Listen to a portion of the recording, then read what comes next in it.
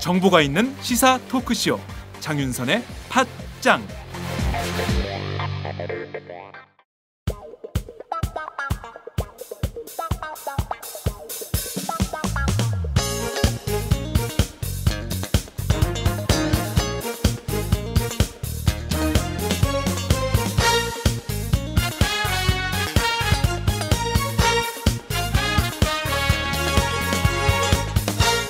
김종철의 비언프 비즈니스 언프렌들리.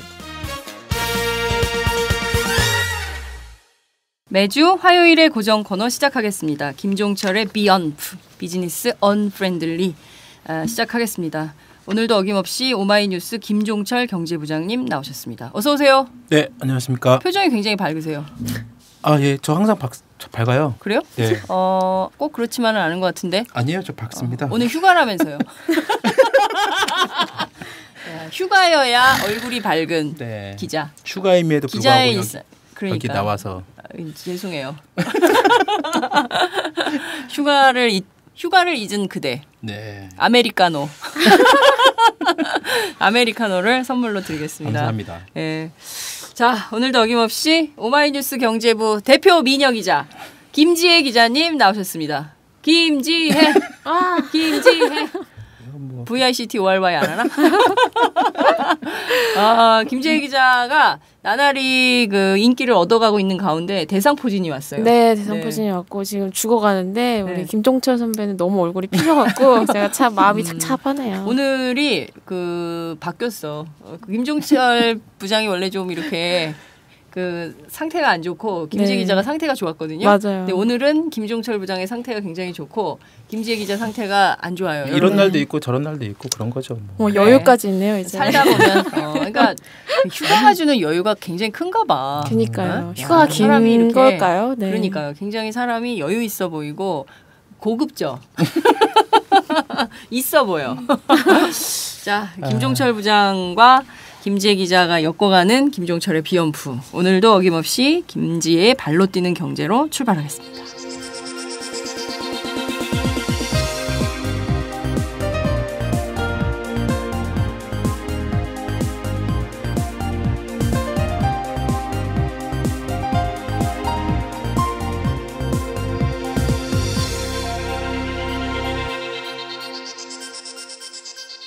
김지혜의 발로 뛰는 경제.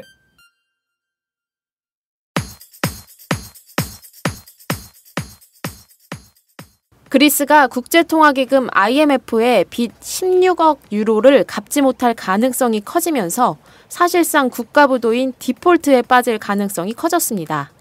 그리스가 디폴트에 빠지면 물가 급등, 실업 급증, 은행, 기업 연쇄 파산, 성장률 급락 등의 혼란이 우려됩니다.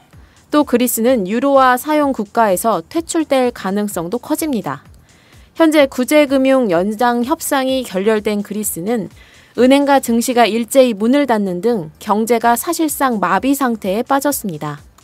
현금 인출 사태가 벌어지자 그리스는 카드당 하루 최대 인출할 수 있는 한도를 60유로, 우리나라 돈으로 약 7만 4천 원으로 제한했습니다. 영국, 독일 등의 주요국 주가도 2에서 4% 추락하면서 위기가 퍼지고 있습니다. 유럽을 중심으로 국제 투자 자금이 요동칠 경우 우리나라도 충격이 불가피할 것으로 보입니다. 깜짝 놀랐어요.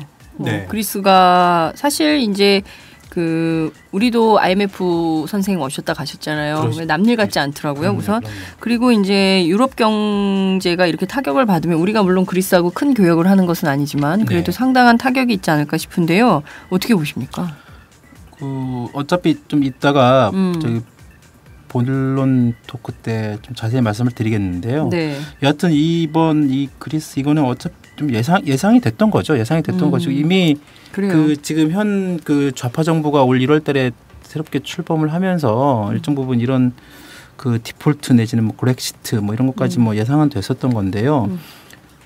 결과적으로 보면 이번에 이 그리스 국민들 국민투표를 한다는 거 아니에요? 지금 7월 5일 날. 네. 국민투표 앞까지 지금 남아 있고 이게 김재 기자가 물가 급등, 실업 급증, 뭐 은행 기업 연쇄 파산 이런 얘기들 나오고 있는데요.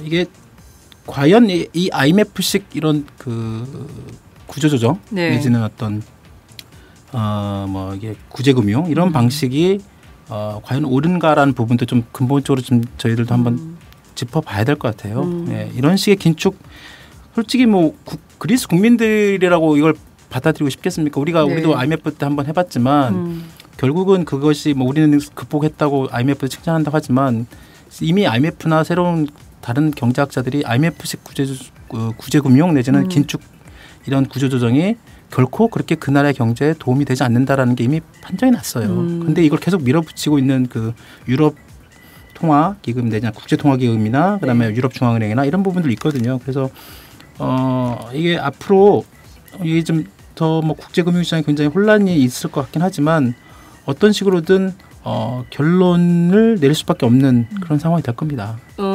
그러니까요. 그 IMF의 처방에 대해서는 이제 뭐 비판도 되게 많은데요.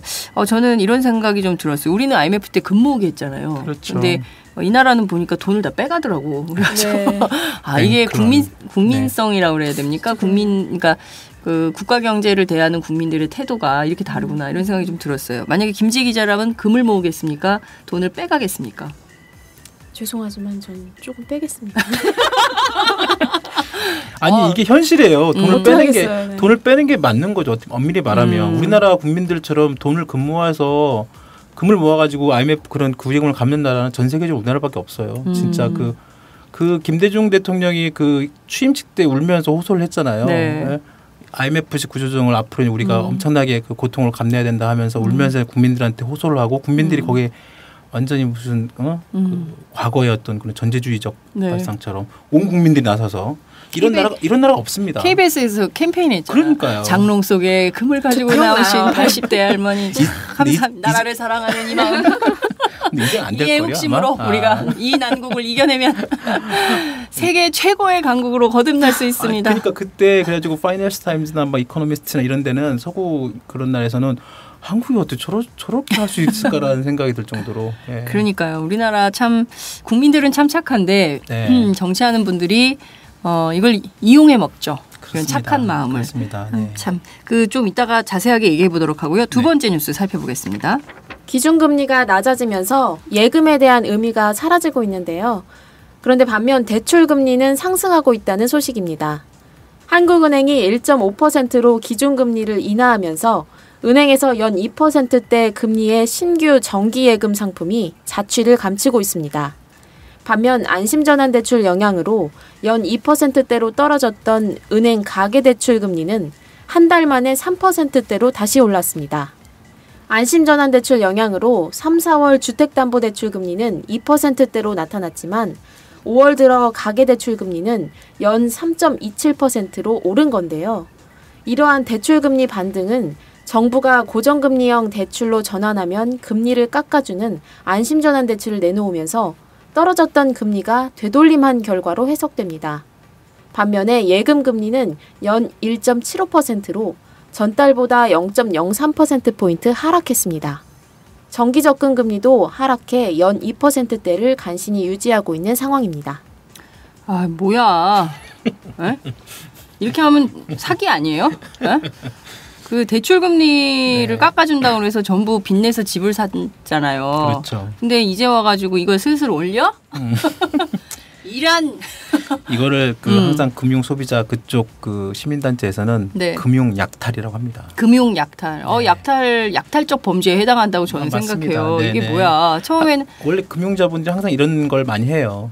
어차피 이런 예대마진이라고 하잖아요. 예금과 대출의 어떤 금리 차이로 은행 금융회사들이 이익을 올리는 그런 것들을 하고 있는데 뭐 백날 뭐 한국은행 중앙은행이 금리를 내리면 뭐 합니까?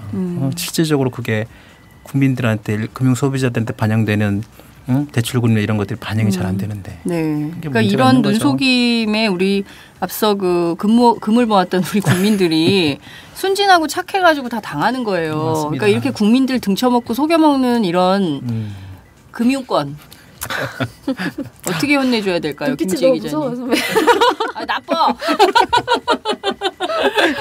아 이게 뭐 대출금리 오른 것도 좀 얄밉긴 한데 네. 우선 그 예금금리 너무 떨어져갖고 그 주위에서 좀 돈 넣을 데가 없다고 뭐 이런 얘기도 많이 하시더라고요. 근데 그래요.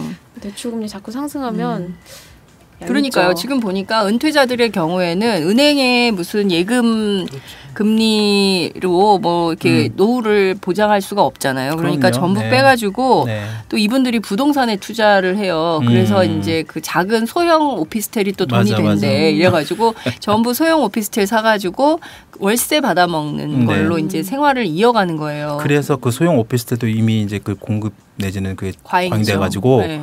그 월세 금액이 계속 떨어지고 있대요. 그래서 그 거기도 돈을 또 뺀대요. 이제. 그래요. 왜냐면 어디로 이제 갑니까 그 돈이? 모르죠, 저도 어디가. 어디로 그러니까요. 가겠죠. 돈 항상. 그러니까 참 이게 이런 그 좀 이렇게 정책적으로 좀 뒤가 보이는 정책, 국민들이 신뢰하고 믿을 수 있는 정책을 특히 금융은 좀 그렇잖아요. 맞습니다. 금융 정책을 좀 신뢰할 수 있게 해줘야 되는데 이렇게 정말 막 사람들의 환심을 산 다음에 뒤통수를 딱 후려쳐 그러면 아 정말 정신이 번쩍 나죠. 이런 금융 정책 박근혜 대통령 정말 대단합니다. 이게 메르스 사태도 그랬지만 우리가 의료 공공성 얘기하잖아요. 네. 금융도 공공성 문제가 분명히 있습니다. 왜냐하면 금융이 갖고 있는 돈의 흐름이랑 갖고 있는 그 중요성이 있기 때문에 그래서 은행이 굉장히 보수적인 어떤 그 기업 문화를 갖고 있는 것도 그 이유고 그러니까 이 과정 이런 거 보면 금리 이런 거 물론 그 은행도 사기업이니까 이익을 올려야 되겠죠. 근데 그 이익이라는 것이 굉장히 상식적 수준에서 이루어져야 되는데 그렇지 않은 경우가 되게 굉장히 많습니다. 네. 그나저나 5월부터 가계대출 금리가 연 3.27%나 올랐다고 하는데 이거 대출 받으신 분들 이게 보통 심각한 문제가 아닐 것 같은데요. 아무래도 그때 그 안심전환대출 나왔을 때 네. 다른 이제 대출금리가 계속 내려갔어요. 영향을 받으니까. 근데 좀 이렇게 서서히 오르다가 이제 만약에 또 금리 기준금리까지 상승이 되면 아주 그냥 폭발적으로 올라서 굉장히 위험할 수 있겠죠. 그러니까 이게 지금 예고된 저 대출 대란, 그럼 이게 가계부채 대란이 그렇죠. 거의 지금 네. 그 목전에 와 있는 것 같아요. 벼랑 끝으로 우리가 슬슬 가고 있는 거 아닌가 이런 생각이 좀 드는데요. 그렇죠. 주택담보대출 금리 2%대라고 하지만 이게 전부 주택담보대출 받아가지고 생활비에 쓴다는 거거든요. 저희가 그렇죠. 지난번에 이제 네, 신하경 네, 의원이 네. 처음 공개한 네. 내용을 그렇죠. 한번 다룬 적이 있었는데, 그러니까 살기가 어려운 거예요. 그러니까 어찌됐든 빚을 내서 그 빚으로 생활비도 하고 애들 등록금도 주고. 네. 깎아도 사맥이고 이렇게 하는 거예요. 근데 이거를 지금 총체적 부실로 가고 있는 이거를 그냥 정치권에서 싸움만 하고 있으니 뭐 그러니까. 이게 결국은 이 그 아까 김재 기자도 얘기를 했지만 앞으로 이게 지금 금리가 오를 일만 남았잖아요. 그렇죠. 물론 좀 한두 단계 더 뭐 0.25%포인트 뭐 더 내린다는 뭐 그런 전망도 있긴 하지만 결과적으로 앞으로 향후 한 뭐 3년 내지는 5년 내에 어떤 식으로든 금리는 오를 것이고요. 네. 그렇게 되면 지금 현재 주택담보대출 아까 빌리신 그 분들이 네. 대부분 이 집을 집을 가지고 지금 돈을 빌렸잖아요. 그렇죠. 근데 집값이 이게 이 금리가 오르면서 그 금리를 감당하지 못하면 결국은 집을 내놔야 됩니다. 그렇죠. 집을 내놓게 되면 집값이 폭락하면 옛날에 그 미국의 어떤 서프라임 모기지 네. 그런 상태처럼 또 다른 어떤 그 큰 위기가 올 가능성도 높죠. 그러니까 정부는 이제 뭐 재정 위기, 심각한 재정 위기인데도 그거에 대해서 뭐 별 문제 없다라고 버티고 있고 이렇게 기준 금리는 계속 이렇게 인하하는 상태로 가지만 네. 결국에는 미국이 금리 인상을 하면 우리도 못 버틸 텐데 그럼 여기서 금리가 더 뛸 텐데 그러면 이 빚으로 사는 사람들을 정말 심각한 사태에 직면할 것 같다는 생각이 좀 듭니다. 네. 답답합니다. 자, 세 번째 뉴스 살펴보겠습니다. 서울 지역 호텔에서 판매되는 커피가 전 세계에서 가장 비싼 것으로 나타났습니다. 한 조사에 따르면 세계 28개 나라 3성급에서 5성급 호텔 30곳을 조사한 결과 서울 호텔 커피 한 잔 값이 1,770원으로 최고가를 기록했습니다. 10,000원이 넘는 커피값을 받는 호텔은 전 세계에서 서울이 유일했습니다. 일본 도쿄가 9,000원대로 그 뒤를 따랐고 중국이 8,000원대입니다. 이어 홍콩, 대만으로 상위 5개국이 모두 동아시아 국가였습니다. 커피값이 가장 싼 곳은 콜롬비아, 브라질, 스페인 등이었습니다. 하우스 와인의 경우에도 싱가포르에 이어 서울이 15,000원대로 가장 비쌌습니다. 우리는 왜 이렇게 호갱이에요? 그러니까요. 아니 우리 국민들이 국내에서만 호갱인 줄 알았더니 세계 호갱이야. 그러니까. 근데 물론 저는 호텔 커피를 마시나요? 가끔 마실 때 있잖아요. 무슨 모임이나 아니면 취재나 뭐 취재, 이것 네. 때문에 이제 네. 저희는 원치 않지만 네. 취재원이 원해서 호텔에 네. 가서 커피를 마시는 때가 있는데 너무 비싸요. 맞습니다. 네. 한 잔에 10,000원 다 넘죠. 그런데 그러면 커피가 맛있냐? 맛있어요? 저한테 물어보시고. 저는 한 번도 호텔 커피가 맛있다고 생각해 본 적이 없어요. 김지혜 기자는 어때요? 저도 커피 맛을 잘 모르는데 아마 종철 선배는 커피를 좀 잘 아셔서. 애호가잖아요. 그러니까요. 커피 애호가. 좀 다르긴 해요. 그렇군요. 좀 다르긴 한데요. 네. 네. 이 정도 가격을 붙일 정도는 아닌 것 같아요. 그래요? 네. 아무래도 스타벅스 커피도 네. 우리나라가 지금 전 세계적으로 가장 비싼 축에 속하잖아요. 예. 그리고 얼마 전에 그 커피값의 그 원두 내지는 그 원가가 공개가 됐지만 네. 실질적으로 호텔 커피라고 하는 게 거의 굳이 스타벅스와 비교하지 않더라도 그 브랜딩 내지는 별도의 어떤 기계를 통해서 좀 다른 내리는 방법이 있고 또 맛도 있다고 하지만 그래도 1,770 이게 지금 최고가가 1,770원이라고 하잖아요. 네. 거의 지금 10,000원 다 넘잖아요. 10,000원 다 넘어요. 네. 어떤 데는 1,770원 아니에요. 그래요. 어떤 데 보면 저기 15,000원 넘게 하는 데도 있고. 이게 최고값은 아니고 평균값은 그럴 거예요. 네. 그게 평균가예요. 더한 곳도 있고. 그렇습니다. 그래서 그러니까 사실상 자리값이죠. 그리고 분위기값. 그렇군요. 제가 지금 느끼는 바가 있어요. 김종철 부장이 다니는 호텔하고 제가 다니는 호텔이 다른 호텔이구나. 그럴 수 있겠다는 생각이 저도 듭니다. 김종철 부장이 다니는 건 호텔은 아니고 네, 그냥 호텔은 고급진 호텔이고 우리는 여의도 앞에 있는 그래서 싸구려 호텔. 그러니까 왜 3성급 호텔이 왜 10,000원이 넘지?라는 생각이 딱 드는 거예요. 네. 왜 5성급? 근데 여의도에 있는 호텔들이 되게 많아요. 네, 그러니까 네, 정치인들은 그렇죠. 호텔에서 호텔 조찬도 커피숍, 호텔 커피숍을 굉장히 애용을 하는데 네. 그 호텔 커피숍에 커피의 질이 되게 후져요. 근데 값은 굉장히 비싸요. 그러니까, 예. 그런데 왜 거길 가서 인터뷰를 하려고 하는지 전 이해할 수가 없는데 여하튼 여의도 호텔 커피숍들 다시 할래. 여의도 호텔 커피숍들 반성해라. 근데 여의도에 가끔 보면 식당도 되게 엄청 맛없는데 맛이 없어요. 네, 비싼 경우 되게 굉장히 많더라고요. 비싸요. 맞아요. 예약하는 손님들이 네. 좀 고위층에 있는 것 같은데 네. 그럼 맛있게라도 해야 될 텐데. 그러니까 맛도 없고 서비스도 후진데 값은 비싼. 근데 또 가요 사람들이. 그러니까. 가지 말아야 되는데. 거기가 기본적으로 땅값도 비싸고 네. 그게 또 단골 손님들이 아니라 다 뜨내기 손님이라고 하잖아요. 네. 어차피 이 사람들한테는 비싸게 받아도 네. 어차피 한 번 오고 말 사람들이니까 네. 원래 그런 거 있잖아요. 저는 여의도의 커피숍에 가면 누가 정치인인지 다 알아요. 이게 보면 특별히 딱 보여. 왜요? 골몰하는 자세. 아씨 다음에 공천권을 어떻게 받지? 자 오늘도 세 가지 뉴스 정말 잘 들어봤습니다. 감사합니다. 네, 감사합니다. 술 한 잔 걸치셨네. 오이들이 운전 불러드릴게요. 불러봐. 1688 오이오이 불러주세요. 1688 오이오이 대리운전. 1688 오이오이 불러주세요. 1688 오이오이 대리운전. 처음 이용하시면 10,000원 상품권 드려요. 1688 5252. 맛있는 커피숍 한번 같이 가요. 나도 데려가. 심각한 얘기를 좀 해야 될 것 같습니다. 그리스가 사실상 디폴트 상태인 거죠. 그죠? 그렇죠. 전 세계 네. 금융시장이 완전히 지금 패닉 상태로 가고 있는 것 같은데 네. 우리나라 경제에도 사실 영향이 있지 않을까 이런 걱정들이 국민들이 있는 것 같습니다. 맞습니다. 그리스 악재, 한국 경제에 결국 암울한 전망이 있는 거 아닌가 이런 건데요. 어떻게 보십니까? 오늘 그 아침에 지금 주식시장 보니까 네. 어제보다 조금 올랐는데요. 네. 그 오른 것보다는 사실상 기저 효과로 어제 너무 많이 떨어졌기 때문에 오늘 뭐 오른 것도 아니고요. 사실상 여전히 그 불안한 금융시장을 보이고 있는 상황이고요. 네.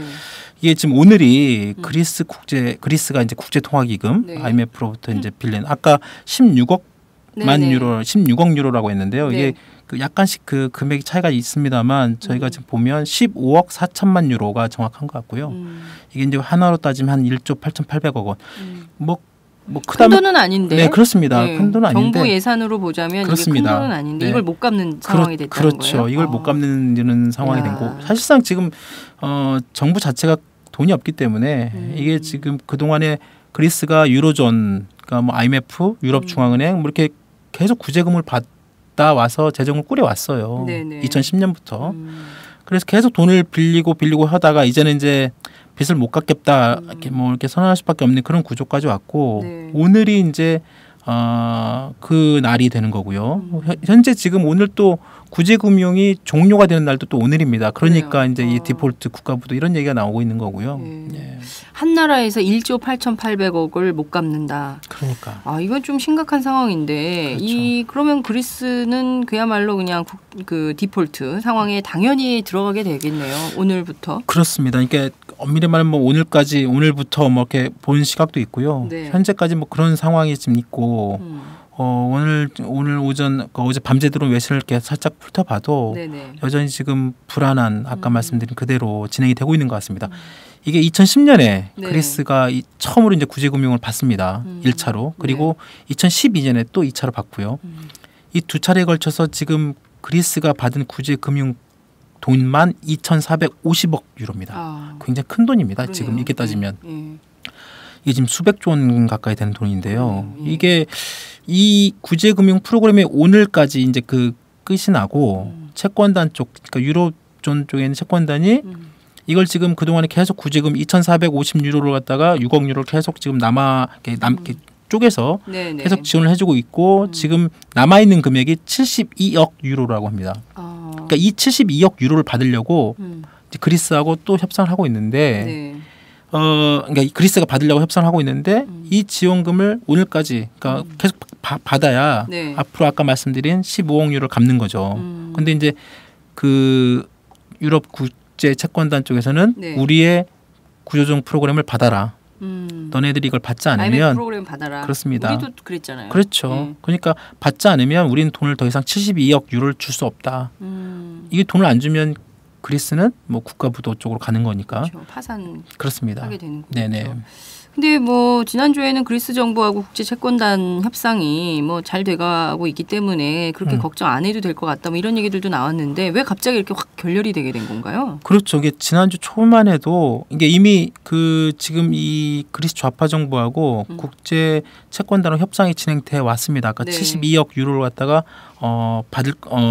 달라. 그리고 우리는 어떤 프로그램을 가지고 계속 협상을 해왔던 거죠. 그래서 그 얼추 일정 부분 치프라스 총리 이쪽 좌파 정부 쪽에서 나름대로의 그 개혁안도 냈어요. 물론 그 전에 이 좌파 정부 전에는 그리스 우파 정부 쪽이었잖아요.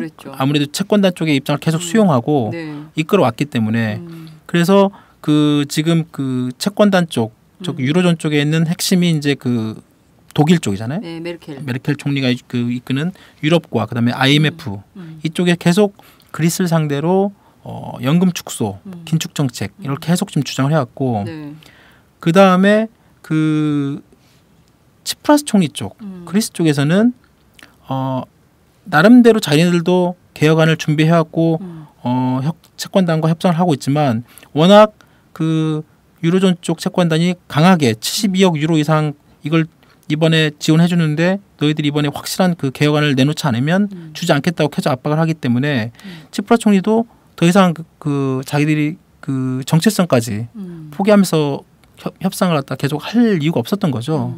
그리고 갑자기 치프라스 총리도 뭐 자기 나름대로 뭐 세금 인상, 연금제도 개혁 이런 거 내놨으면 안 되고 하다 보니까 결국은 국제 채권단에서도 야 너네들 내놓은 이 안은 가지고는 안 된다. 좀 더 강한 걸 달라. 그러니까 뭐 치프라스는 안 된다. 그러다가 지난 주말에 갑자기 협상 결렬을 선언해버리고 그걸 국민투표로 붙여버립니다. 그러니까 어쨌든 치프라스를 배출한 급진 좌파 연합인 시리자, 시리자의 선택이 극단으로 가고 있다 이렇게 볼 수도 있겠네요. 그렇게 볼 수도 있고요. 그 어떻게 보면 근데 그 시리자를 뽑은 사람들은 그리스 국민들이잖아요. 총선에서 그 동안에 우파 정부가 해왔던 그 긴축 정책, 사실상 그 유럽 쪽에 채권단에 의한 긴축 정책을 국민들이 더 이상 못하겠다 우리. 그래서 총선에서 시리자를 위시한 그렇습니다. 급진 좌파 쪽에 표를 주게 된 거고 예. 그래서 그거를 갖고 지금 이 새로운 급진 좌파 정부가 유로존 상대로 협상을 했던 거죠. 이번에 이제 결렬이 됐지만 결과적으로 이번 채권단과 그다음에 이 그리스 이 좌파 정부의 이 핵심 네. 협상 핵심이 결국은 뭐냐? 그러니까 그리스 국민들한테 어떤 영향을 주길래 이게 지금 이렇게 협상이 결렬되느냐 이런 부분을 한번 따져볼 필요가 있을 것 같아요. 지금 나오는 보도를 쭉 종합을 해보면 채권단에서는 그리스에 무조건 강력한 구조조정을 해라 이렇게 우리 똑같았던 것 같아요. 그렇습니다. IMF도 구조조정 네. 요구해서 뭐 대규모 뭐 그 정리해고 폭풍이 있지 않았습니까? 그렇죠. 마찬가지로 그리스에도 비슷한 요구를 하는데 첫 번째는 연금 줄이고 세금 올려라 이런 그렇죠. 주장을 하는 건데 네네. 치프라스가 이끄는 그 이른바 시리자 급진 좌파 연합은 이 정책은 아니잖아요. 일정 부분 약간의 받아들인다 하더라도 이 정책을 그대로 받기는 어렵죠. 네. 그러니까 말씀하신 것처럼 유럽 쪽 그 채권단에서는 지금 현재 그 핵심이 이제 연금이고 그다음에 이제 그 세금 문제인데 연금 같은 경우 연금 일정 부분 타협안도 있습니다. 그러니까 연금을 결과적으로 연금을 받는 시기를 좀 더 늦추고 그다음에 저소득계층에 대한 보조연금 지급을 폐지하는 이쪽 부분들은 양쪽이 합의를 봤대요. 네. 좀 외신 들어온 거 확인해 보면. 네. 근데 문제는 이 합의를 본 내용을 언제부터 연금을 삭감하느냐 시기를 놓고 시행 시기. 그렇습니다. 채권단에서는 우리가 72억 유로를 갖다가 지급을 하면 곧바로 이 연금 지급 삭감 이런 그 지급 이런 것들을 폐지를 곧바로 시행해라. 하지만 급진 좌파 쪽에서는 네. 우리가 이런 그 저소득계층 보조연금 지급이나 이런 것들을 합의를 했지만 이걸 네. 당장 곧바로 하기는 어렵고 단계적으로 하겠다라는 것이고 세금 문제에 대해서도 그리스라는 나라가 원래 관광 수입이 되게 절대적으로 높잖아요. 그러니까요. 이 지나갈 때마다 돈 내야 된다면서요. 그렇죠. 거기서 저는 그래서 안 가봤는데 네. 다녀오신 분들이 그 얘기 하더라고요. 네. 가는 곳곳마다 네, 가는 곳곳마다 돈 내야 티켓을 계속 끊어. 그런다고 굉장히 하더라고요. 비싸다고 네. 하여튼 이 관광 수입 이 부분에 대해서 이제 그 채권단 쪽에서는 그 호텔 외식 업종 소비세 이런 부분을 지금 13%에서 23%까지 올려라. 소비세를 좀 더 올리고 지금 섬지역 쪽 그 그리스에 되게 섬들이 많다고 그렇죠. 하더라고요. 네. 그쪽에 소비세 그쪽엔 소비세도 다른 지역과 똑같이 세금을 매기자. 지금 그쪽은 좀 그 사실상 면세 소비세 안 내나 봐요. 네. 그러니까 이쪽도 세금을 매기자. 그러니까 일정 부분 채권단 입장에서는 뭐 왜 여기는 내고 여기는 안 내느냐 네. 그렇게 요구할 수 있는 거죠. 근데 그리스 쪽 사람들 그 보면 아무래도 당장 세금을 안 내다가 갑자기 세금을 내라고 하면 충격이 될 수 있죠. 그렇습니다. 네. 장사가 더 안 되고 사람들도 안 올 수도 있다. 네. 그래서 결국은 이런 부분이 지금 결렬되고 있고 또 그리스 좌파에서 기업들 법인세를 3%포인트 올리자. 아 역시. 그러니까 채권단에서는 야 그건 높다. 야 기업들 그렇게 갑자기 세금 올리면 또 뭐 기업 활동 위축된다. 우리가 맨날 얘기 들어왔던. 네. 그래서 그쪽은 2%포인트 정도로만 인상을 하자. 그러니까 일반 서민들 쪽 소비세는 엄청나게 올리고 법인세는 낮추고. 법인세는 낮추자라는 게 IMF가 기업 편이네요. 그렇습니다. 네. 네. 국제금융자본 편이니까요. 그러네요. 네. 네. 그 얘기를 들어보니까 그리스가 부정부패 문제가 그렇게 심각하다는 거예요. 그래서 실제 그리스의 한 지역이 굉장히 부유한, 그러니까 우리로 치면은 강남의 청담동 같은 데가 있는 모양이죠. 근데 네. 그 지역에 수영장이 딸린 집은 다른 집보다 세금을 더 내야 된다는 거예요. 그런데 한 17,000개의 이제 수영장 딸린 집들이 있는데 그 중에서 400채만 그 수영장 딸린 집에 해당하는 그 세금을 낸다는 거예요. 그러면 나머지는 안 내는 건데 이게 네. 안 낸 거냐 안 거둔 거냐. 결론은 공무원들이 짬짬이해가지고 안 거둔 거다. 그래서 실제로 보면 그리스 내부의 부정부패 문제가 굉장히 심각한데 이 네. 부정부패 문제를 일소하지 않기 때문에 결국에는 국가경제 부도로 이어지게 되는 이런 상황까지 이른 거 아니냐. 이런 분석도 나오더라고요. 근데 그렇죠. 사실 네. 쭉 얘기를 좀 들어보면 네. 그리스 정부의 입장이 채권단의 입장만 국제금융 자본을 편드는 채권단의 네. 입장만 옳다 이렇게 할 수 없는 것이 그리스 정부 입장도 충분히 좀 배려해야 되고 공감해야 되는 부분도 있는 것 같은데요. 그렇습니다. 이게 결국은 그 아까 말씀드린 것처럼 이 그 치프라스 정부도 전혀 개혁을 하지 않겠다 그런 입장이 아니거든요. 그렇죠. 나름대로 이제 하여튼 자신들도 지금 이 텅 빈 이 금고 안에서 돈을 당장은 좀 채워야 될 것이고 국가를 이끌어 가려면 네. 일정 부분 하여튼 그 채권단과 최소한의 어떤 그런 그 협상을 해왔던 것인데 어차피 이 치프라스 좌파 정부가 출범할 때부터 이미 이런 정도의 어떤 그런 그 뭐라고 해야 되나요? 뭐 결렬까지는 아니더라도 이런 그 채권단과의 갈등 내지는 쉽지 않을 것이라는 것은 전망은 이미 얘기 있었던 겁니다. 계속 그 작년 그 총선을 통해서 이미 그리스 국민들이 그동안에 아까 말씀드린 것처럼 국제 채권단이 해왔던 긴축 프로그램을 계속 해왔고 근데 네. 너무 힘들다 이제 우리 먹고 살기 힘들다. 그래서 그렇죠. 총선을 통해서 정권을 교체한 거거든요. 그렇습니다. 부채 탕감 요구도 했죠. 그때. 맞습니다. 네. 맞습니다. 그래서 치프라스는 자신이 총선에 승리한 것 자체가 이미 그리스 국민이 긴축 정책에 반대하고 있다. 네. 이걸 사실상 의사를 표시한 것이고 유럽 연합 쪽에 네. 그리고 채권들 상대로 계속 이런 얘기를 해왔던 거죠. 그리고 그래서 치프라스 그 총리가 항상 그 채권단 회의 때 얘기했던 게 그리스 국민들의 판단, 그 민주주의 원칙. 왜냐하면 다수의 국민들이 이것을 원했고 그런 민주주의 원칙을 계속 존중해라라고 얘기를 했던 것이고 네. 하지만 반대로 독일을 비롯한 쪽 유로존 국가 그쪽에서는 그쪽 국민들도 할 말이 많습니다. 특히 독일 쪽 국민들. 네. 거기 그쪽에 나와 있는 뭐 외신 그 독일 쪽 외신들 그 얘기 들어보면 네. 독일 국민들도 열심히 일하. 그쪽은 또 약간 근면 성실 그렇잖아요. 세금도 많이 내고. 세금도 많이 내고. 네. 우리가 전 열심히 국민이 가난하죠. 그렇죠. 우리가 열심히 일해서 정말 세금도 많이 내고 하고 있는데 갚아주게 생겼냐. 그렇죠. 비판할 수 있어요. 맞습니다. 맞아요. 우리 세금 결국은 그리스 지원해 주게 되는 꼴이 돼 버리는데. 죽도록 일해서 그리스 그렇죠. 열받을 것 같아요. 실제로 네. 그 독일 쪽 언론들 쪽 심지어 독일의 약간의 그 진보측 진영에 있는 네. 매체마저도 일정 부분 그 그리스 국민들의 그런 의사를 인정한다 하더라도 이건 너무하지 않냐. 우리가 지금 언제까지 너희들한테 계속 이렇게 그 밑빠진 독에 물 붓는처럼 이렇게 계속 해야 되느냐 이런 식의 또 얘기가 또 나오고 있는 건 유럽 참 마찬가지입니다. 재밌습니다. 네. 네. 그런 상황인 것 같은데 뭐 독일 국민 입장도 이해가 가고 그럼요. 그리스 국민 입장도 이해가 네, 가는데 여기에서 네. 정말 그 어떤 지혜가 그래서 그 유로존 내지는 유럽 연합에 대한 어떤 그 유로화의 그런 그거에 대한 여러 가지 지금 비판적 시각이 나오고 있는 거죠. 그 유로존 탈퇴 얘기도 나오고 이런 것 같습니다. 그렇습니다. 네. 네. 그나저나 지금 치프라스 총리가 이번 구제금융안을 네. 5일이죠. 7월 5일 날 국민투표를 하겠다 이런 입장을 네. 밝혔는데요. 네네. 투표 결과에 따라서 치프라스가 물러날 가능성도 있겠네요.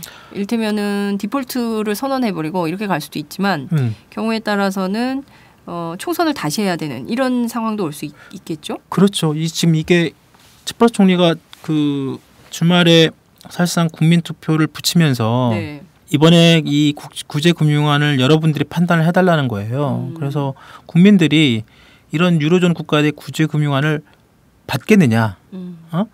만약에 그걸 찬성하게 되면 사실상 좌파 정부는 불신임을 받게 되는 그렇죠. 겁니다. 네. 불신임이죠. 그러면 그렇게 되면 결국은 당장 그리스의 어떤 국가부도 이런 위기는 넘길 수는 있겠죠. 왜냐하면 구제금을 받게 되니까. 네. 구제금을 찬성했고 구제금을 받게 되니까 당장 이 디폴트 위기는 넘길 수 있지만 그리스 내부 정치는 완전히 혼돈에 빠질 가능성이 높습니다. 왜냐하면 현 정부가 다시 불신임을 받게 되고 다시 총선을 하게 되고 새로운 정부를 또 만들어야 되잖아요. 그렇죠. 그 과정에서 그래서 일부 유로존 국가들 지도자들 뭐 외신 나오는 그 반응을 보면 차라리 이번 기회에 그냥 그리스 정권을 바꾸는 게 낫다. 협상 파트너를 바꿔주는 게 낫겠다. 왜냐하면 답답하니까. 그래서 이번에 은근히 유로존 일부 뭐 국가들 지도자들은 대놓고 언론 상대로 그리스 국민들이 차라리 이번 구제금융 국민투표에 찬성표를 던져달라라고 얘기를 하는 경우도 있습니다. 지금 양갈래의 정치가 진행되네요. 그렇습니다. 그리스 국민들을 대상으로 한 두 그렇죠. 가지의 정치가 진행되고 있고요. 그렇죠. 솔직히 이게 되게 잔인한데요. 네. 구제금융을 하지만 이 치프라스 총리가 그 얘기하는 게 어차피 여러분들이 저를 뽑은 이유가 이미 이 그동안의 IMF식 구제금융에 반대를 하고 네. 그에 좀 저희를 뽑아서 해왔는데 협상을 해왔는데 이번에 다시 그 부분을 재신임을 해달라는 거예요. 만약에 이번에 구제금융이 또 그리스 국민들에 의해서 거부가 되면 네. 일단은 국제채권단은 구제금을 끊게 됩니다. 그러면 결국은 채무 빚을 못 갚게 되니까 국가부도 쪽으로 갈 수밖에 없고 유로화는 더 이상 들어오지 않으니까 그 그리스 재정 내지는 경제를 이끌려면 새로운 화폐를 만들어야 됩니다. 이게 완전 충격의 도가니네요. 그렇죠. 그리스 독립화폐가 또 생기고 유로존 탈퇴하고 뭐 그 전에 자기들이 갖고 있던 유로존 갖고 있던 예전에 갖고 있던 그리스 화폐를 다시 찍어야 됩니다. 드라쿠아인가 그거 있잖아요. 드라쿠아. 예. 네. 그래서 아마 그 그리스 중앙은행이 새롭게 자신의 통화를 다시 찍게 되면 그렇게 되면 사실상 유로존을 탈퇴하는 거죠. 이게 이제 그렉시트라는 건데. 그렉시트요. 네. 예. 유로존을 탈퇴하면 그리스가 더 어려워지지 않을까요? 네. 지금 여러 가지 그 전망이 있긴 한데요. 네. 당장 이게 새로운 화폐가 도입되고 그러면 엄청난 인플레이션과 함께 그렇죠. 엄청난 그 경제 자체가 굉장히 큰 위기에 처할 가능성이 높습니다. 네. 당분간은. 그게 그 시기가 얼마나 될지는 아무도 지금 경제학자들이 예상을 하기 어려운데요. 그래서 이렇게 되면 솔직히 그리스만 어려워진 게 아니라 유럽 전체가 다 어려워집니다. 그럼 유럽 전체가 어려워지면 세계 경제가 어려워지게 되고 이런 것들을 전부 다 원하느냐 과연. 네. 그렇기 때문에 아직까지 마지막 그 희망은 있다라는 얘기도 있고요. 또 일부 그 지금 그 그리스 국민들 그 여론조사 나오는 거 보면 또 유럽 연합 유로존에 또 머물러 있기를 또 원하고 있다고 합니다. 네. 한 50% 이상이. 그 그리스 국민의 네. 50%가요. 예. 네. 차라리 정부를 바꿔서 그러니까 두 가지 양론이 그리스 민심에 존재하는 거구만요. 그렇죠. 그러니까 이제 차라리 이 좌파 정부를 바꿔서 그 국제금융협상단에게 유리한 방향으로 협조를 해주자. 그리고 유로존에 남아있자. 이게 더 낫다라고 판단하는 세력과 그럼요. 아니다. 유로존을 탈퇴하더라도 우리가 그 구제금융안을 받아들여서 전체적으로 이겨내지도 못하는데 그렇게 네네. 갈 바엔 차라리 탈퇴하고 독자 노선을 걷는 게 낫겠다. 이런 게 이제 충돌하고 있는 이런 상황인데 네. 7월 5일 날 국민투표 결과가 어떻게 될지 정말 저도 궁금한 상황인데요. 그렇죠. 네. 이게 그래서 앞으로 한 5일, 6일 남았잖아요. 네네. 이 6일 동안에 아마 그 전 세계 금융시장 내지는 이 엄청난 그 정치, 경제, 사회까지는 아니더라도 정치, 경제, 사회 엄청난 그 협상과 또 여러 가지 타협, 여러 가지 그 말들이 나올 겁니다. 네, 예. 그러겠네요.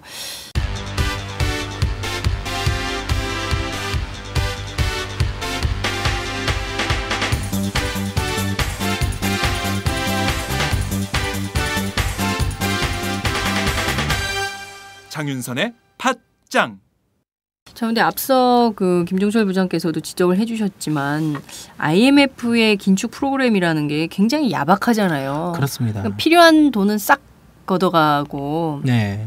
너희들끼리 자생해봐 이런 거고 그 결국에는 IMF 구조조정 받아들여서 우리가 다 그렇게 했지만 결국에는 우리는 그 굉장히 많은 실업자를 양산했고 그렇죠. 사회적으로 충격은 어마어마했고 기업은 계속 유지를 해요. 다 맞습니다. 그 공적 자금 네. 투입 받아가지고 말이죠. 네, 그렇지만 네.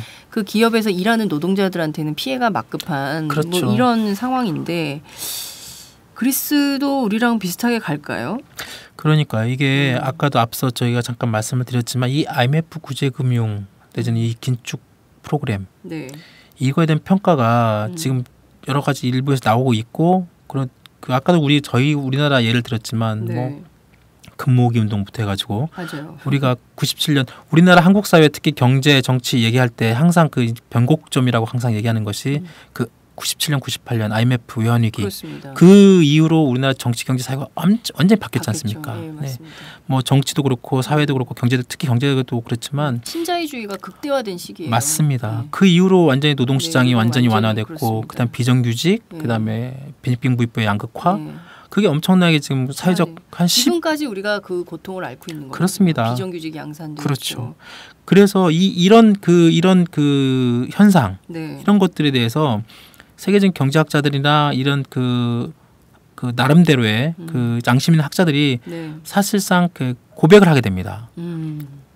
이 IMF식 구제금융이라는 게 솔직히 이 세계 경제학자다 이런 분들 보면 네. 이 IMF 내지는 IBRD 뭐 세계은행 뭐 이런 쪽에 여러 가지 그 사실상의 우리로 따지면 연구 용역비를 받습니다. 네. 그래서 IMF식 구제금융이 되게 좋다. 이런 구조조정 내지는 긴축 이런 것들 통해서 그 국가가 좀 더 낮은 국가나 기업이나 어떤 은행이나 그런 거 할 때 되게 좋게 된다는 식의 여러 가지 그런 어떤 그 뭐라고 해야 되나 전략 내지는 네. 어떤 뭐 그 이론 이런 것들을 학자들이 되게 많이 이렇게 설파하고 다녔거든요. 스티글리츠라는 그 잘 아시겠지만 네네. 노벨 경제학상 받은 학자가 이런 IMF식 구조조정이 문제가 많다. 음. 오히려 이런 재정 역할을 축소시키고 고용과 성장에 전혀 도움이 안 된다. 왜냐하면 우리도 겪었지만 엄청난 그 사실상의 시장 개방과 그다음에 양극화, 그다음에 국가 재정의 역할이라는 게 되게 많이 줄어들게 되고 그렇죠.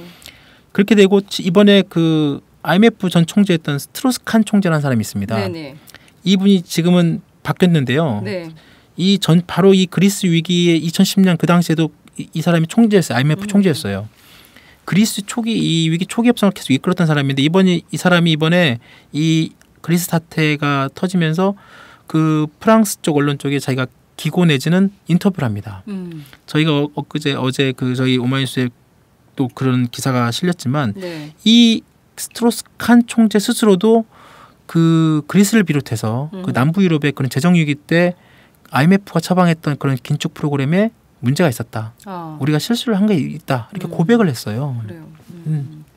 그 정도로 사실 어떻게 보자면 유명 경제학자 그리고 실제 IMF를 이끌었던 총재마저도 네. 지금 그리스 위기를 초래한 것은 본인들의 책임이 있다라고 통감하는 이런 상황인 것인데요. 그렇죠. 결과적으로는 우리 때도 그랬지만 한국에서도 그랬지만 이 IMF 같은 국제 채권단이 그리스 국민들에게 심각한 수많은 고통 분담을 요구하면서 그렇죠. 결국에는 국민들을 그 벼랑으로 내모는 그렇죠. 이런 방식으로 가는 것에 대해서는 좀 새로운 해법이 필요한 거 아니냐 이런 비판적 담론도 제기되는 것 같아요. 맞습니다.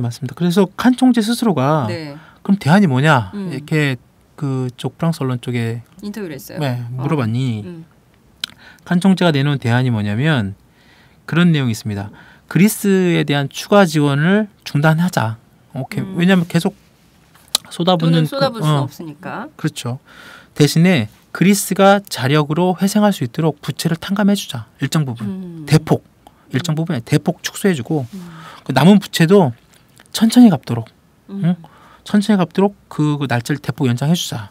그러면서 좀 기다리자는 거죠. 대신에 추가 지원하지 않고 대신에 지금 현재 있는 부채 지금 2,650억 유로인가요? 하여튼 네. 엄청난 금액이 지금 부채가 쌓여있지만 그걸 좀 대폭 축소해주고 어차피 못 받을 돈, 네. 받기 힘든 돈 차라리 그리스 스스로 경제가 자력으로 일어날 수 있도록 도와주고 그리스 경제가 자력으로 일어나게 되면 빚을 다 갚을 거 아니에요. 지금은 그리스 경제가 일어나는 게 중요하지 언제까지 계속 빚 주고 또 쓰고 빚 주고 쓰고 이런 갈등 할 바에는 그래서 그때 그 좌파 정부에서도 부채 탕감 그 얘기 나왔던 겁니다. 예. 네. 결국에는 그 스트로스칸하고 치프라스하고 같은 얘기를 하고 있는 그렇죠. 상황이 된 게 아닌가 그렇죠. 이런 생각이 좀 드는데요. 네. 굉장히 현실적인 아닌 것 같아요. 지금 어쨌든 빚을 갚지 못할 처지에 있는 사람한테 궁지에 너 죽어라. 다 죽어 이게 아니라 그렇죠. 그러면 더 이상의 돈은 못 줘. 돈은 안 줄 테니까 너희들이 자생해서 자생해서 스스로 경제를 일으키고 회생해서 자력으로 성공해서 그 다음에 천천히 갚아라. 네. 이렇게 기회를 주는 거잖아요. 그렇죠. 어떤 측면에서 그리스 맞습니다. 국민들에게 네. 저는 이런 정책이 굉장히 괜찮은 현명한 정책 같은데 과연 이런 정책을 채권단이 받아들일까요? 지금 현재 공식적으로는 이 제안이 나와 있지는 않습니다. 채권단 쪽에서는 자신들이 요구하고 있는 그런 긴축 프로그램, 강력한 구조조정을 그리스가 받아라라는 게 지금 공식적인 입장인데요. 네. 이 스트로스칸 총재의 이 제안을 일부에서는 일부 국가 내지는 유럽 일부에서는 소수이지만 일정 부분 일리가 있다라는 그 의견도 나오는데 네. 전체적인 그 주류 내지는 대세의 의견은 아닌 것 같고 그런 제안은 아직 공식적으로 나온 바는 없습니다. 그래서 참 안타깝죠. 지금 현재 방식대로 하면 사실상 극으로 내모는 네. 양쪽 다 그러네요. 극단으로 치닫는 양상을 보이고 있는데 네. 어떤 식으로든 해법이 좀 필요한 건 분명한 것 같습니다. 그렇습니다. 이제 우리도 IMF를 한번 겪었기 때문에 네. 다른 나라도 IMF가 구제금융 받는다 뭐 이런 방식으로 가면 눈이 번쩍 띄어요. 그래서 그렇죠. 하게 되는데 결국에는 이게 우리나라 경제에도 얼마나 영향을 미칠까 이게 걱정인 것 같습니다. 핵심은 여기에 있는 게 아닌가 싶은데 우리 정부는 좀 그리스 사태를 어떻게 판단하고 있을까요? 그렇지 않아도 어제 그 주요 경제부처 쪽에서 모여서 그리스 이 사태에 대해서 나름대로 대책을 강구하고 있다 여기 얘기도 나오고 있는데 지금 정부의 공식적 입장은 우리가 그리스가 뭐 국가부도 내지는 디폴트로 가더라도 우리나라 경제에는 미치는 영향은 좀 제한적이다. 키 제한적이다. 네. 이런 말을 했죠. 네. 네. 그러면서 왜냐하면 우리나라가 지금 그리스의 우리나라 국가 또는 뭐 기업, 은행 이런 쪽에서 그 그리스에 빌려준 돈 자체가 크지 않기 때문에 그 돈 떼어도 우리는 별로 먹고 사는데 지장 없다. 지장 없다. 뭐 그런 분위기인데, 네. 근데 그런 것만 판단해서 안 되죠. 정부와 금융당 그동안 항상 무슨 위기 터질 때마다 우리나라는 별로 처음에는 뭐 별 영향 없다 뭐 이렇게 얘기하다가 메르스 그렇죠. 메르스가 대표적이잖아요. 그러니까 아무것도 아니고 비밀주의 일관하다가 결국엔 몇 명이 죽었습니까? 맞습니다. 진짜. 이것도 마찬가지예요. 예. 진짜 이게 뒤늦게 또 정책판으로 또 우왕좌왕 또 될 가능성도 있고 어제도 뭐 주식시장 지금 폭락했고 전 세계적인 금융시장이 지금 그렇습니다. 굉장히 불안한데 이게 그리스가 결국 국가부도로 가게 되면 우리들한테 영향을 줄 수밖에 없습니다. 지금 다른 민간경제연구소에 판단하고 있는 여러 가지 그 수치만 보더라도 네. 이게 그리스에 돈을 뗀 다른 유럽 쪽 은행들이 우리나라에 자신들이 지금 그리스 쪽으로부터 돈을 떼었으니까 그 돈을 메꾸기위해서 어디서든 회수해야 되잖아요. 맞습니다. 우리나라 이런데 신흥 국가들 내지 이런데 투자한 돈을 회수할 수밖에 없거든요. 회수하고 그러면 우리나라 금융시장이 갑자기 돈 확 빠져나가면 네. 우리나라 당연히 금융시장이 출렁일 수밖에 없고 우리나라 금융시장이 또 출렁이나 불안해지면 여러 가지 기업의 이런 그런 그 투자나 이런 부분이 당연히 위축될 수밖에 없는 거고요. 네. 유럽 은행이나 유럽의 경제 자체가 굉장히 또 불안하거나 그렇게 되면 유럽 경제 자체가 또 지금 현재 계속 침체 국면이라고 하는데 또 우리나라 유럽 쪽에 수출이 되게 높거든요. 그러면 당연히 유럽 쪽에 어떤 그런 재정위기, 유럽 쪽에 어떤 경제 침체 그런 것들은 당연히 우리나라 수출로 보고서는 우리나라 입장에서는 수출 대기업들 실적도 요즘 안 좋은 상황인데 당연히 영향을 받을 수밖에 없죠. 네.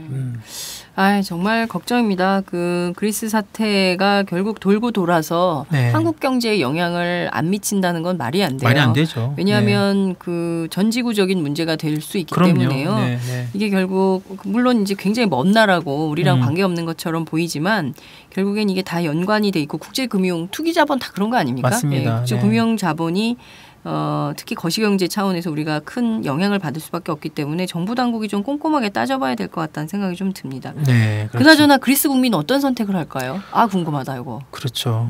그리스 국민들이 하여튼 국민투표 때 어떤 식으로든 결정을 내리든지 네. 하여튼 뭐 그 국민들의 결정은 존중받아야 되는 게 맞는 것 같고 다만 그 앞서 말씀드린 것처럼 이런 국제금융자본들 중심의 어떤 그런 긴축 프로그램에 대한 평가 결국 이런 긴축 프로그램이 노동자나 서민, 일반 국민들한테 결코 큰 도움이 되지 않는다.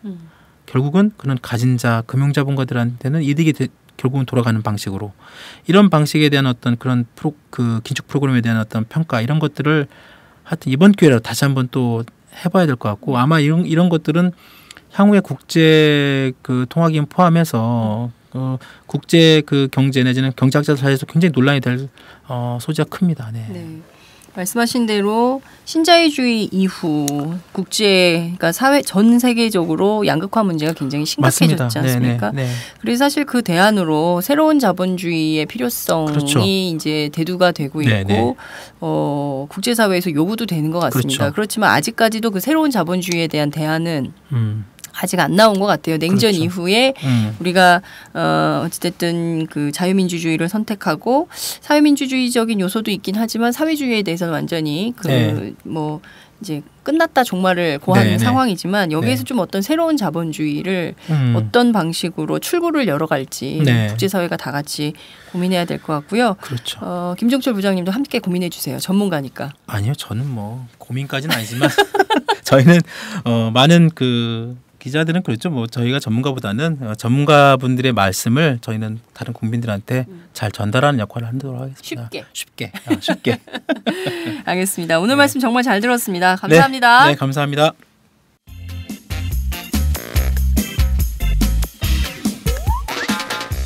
매일 정오 여러분의 점심시간 맛있게 씹어드실 뉴스를 보내드리는 장윤선의 팟짱. 매일나 신선한 뉴스를 맛보고 싶으시다고요? 보수 언론이 대충 훑고 지나간 뉴스 그 이면의 진실을 알고 싶으시다고요? 그렇다면 여러분의 곁에 장윤선의 팟짱이 있습니다. 좋아요와 구독하기로 응원해주세요. 포털사이트 검색창에서 장윤선의 팟짱을 치거나 모바일 앱스토어에서 팟빵 클릭 후 장윤선의 팟짱을 들러주세요. 요거 재밌네 할 때는 과감하게 좋아요를 눌러주세요.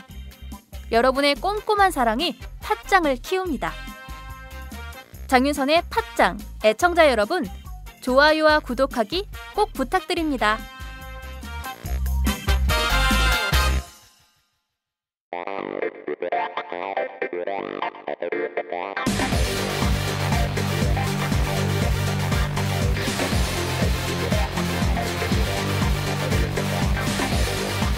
정보가 있는 시사 토크쇼 장윤선의 팟짱.